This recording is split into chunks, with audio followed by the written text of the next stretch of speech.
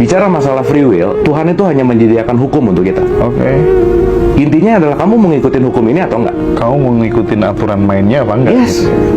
Dan nggak bisa aku diuji oleh Allah. Enggak lah, semua ujian tuh kita yang bikin kok gitu. Kita tuh hanya akan masuk ke dalam wilayah yang namanya konsekuensi gitu. Jadi apapun yang kita lakukan, feedbacknya akan kembali. Oke. Jadi dia bikin rules of game-nya. Kita masuk di game itu gitu.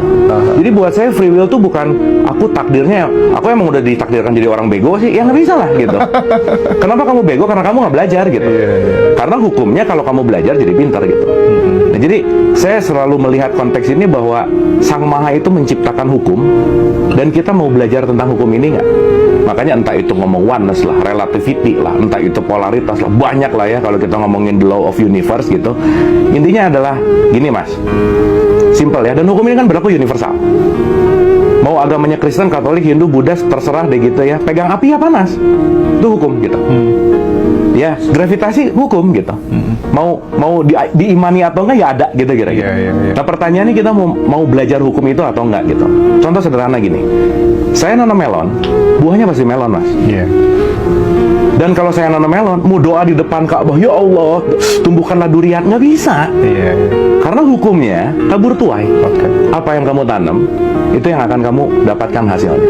Makanya kan di surat 13 ayat 11 tuh, aku tidak akan merubah keadaan suatu kaum kan, kalau kamu yang nggak mau berubah. Manusia co-kreator dong berarti. Co-kreator.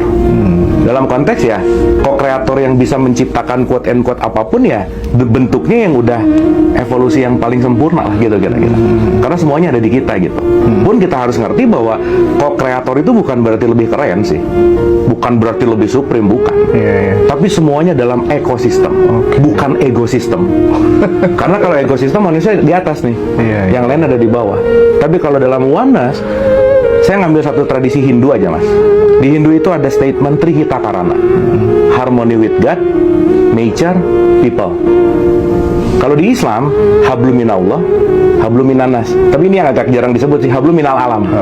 Makanya rajin sholat tapi buang sama sembarangan gitu misalnya. Yang nggak quote and quote di sini nggak dapat gitu. Nah artinya kan segitiga sama sisi ini yang penting untuk kita sadari bahwa kita semua itu dalam satu kesatuan gitu. Kita memang co-creator, tapi jangan lupa bukan berarti yang paling dari semuanya gitu. Contoh sederhana mas, kita penting sadar ini banget. Mas Hendra, kalau semua cacing di bumi ini hilang detik ini mas, detik ini hilang nih semua cacing di bumi, kita punya waktu 4 bulan untuk hidup. Nah udah nggak ada yang tumbuh kok. Iya, betul. Mau punya uang triliunan nggak bisa makan uang kita.